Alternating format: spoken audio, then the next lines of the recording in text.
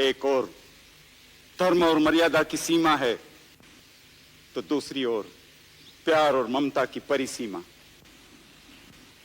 ऐसी दोनों महान विभूतियों के बीच निर्णय देने का साहस अत्यंत दुष्कर कार्य है, परंतु इस परिस्थिति में अपना कर्तव्य समझकर मैं भगवान शंकर के चरणों में प्रणाम करता हूं। तो जैसा उचित समझें वैसी मुझे प्रेरणा दें।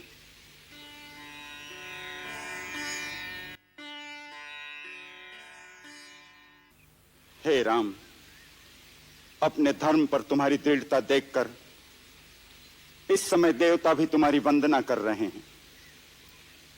धर्म ही सबसे बड़ी शक्ति है जिसके सहारे ये धरती स्थिर है। शास्त्रों के अनुसार तीनों लोक में धर्म से बड़ा कुछ भी नहीं, जिससे हम सब बंधे हुए हैं। परंतु प्रेम ही एक ऐसी दिव्य निधि है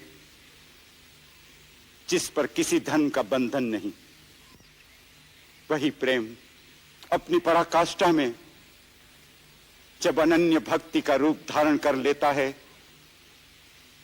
तो स्वयं भगवान भी विधाता के बनाए हुए कर्म के सारे विधान, सृष्टि के सारे नियम तोड़कर भक्त के आगे हाथ बांधकर खड़े रह जाते हैं और वो अपने भक्त की आन रखने पर विवश हो जाते हैं।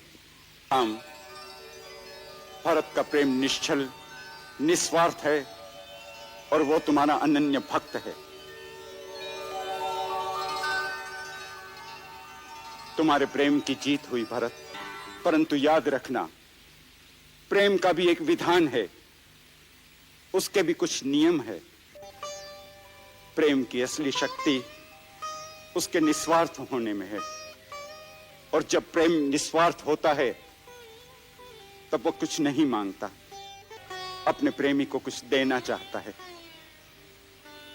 उसका सुख, उसकी प्रसन्नता के लिए वो सब कुछ लुटा देना चाहता है।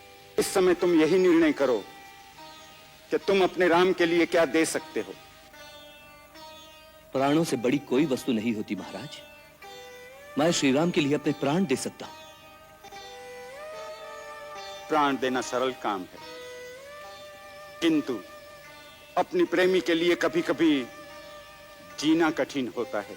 तुम सच्चे भक्त हो तो श्री राम के चरणों में बैठकर उन्हीं से पूछो कि उनकी प्रसन्नता किस में है, और वो जो कहें वही कार्य प्रेम की पूजा समझकर करो।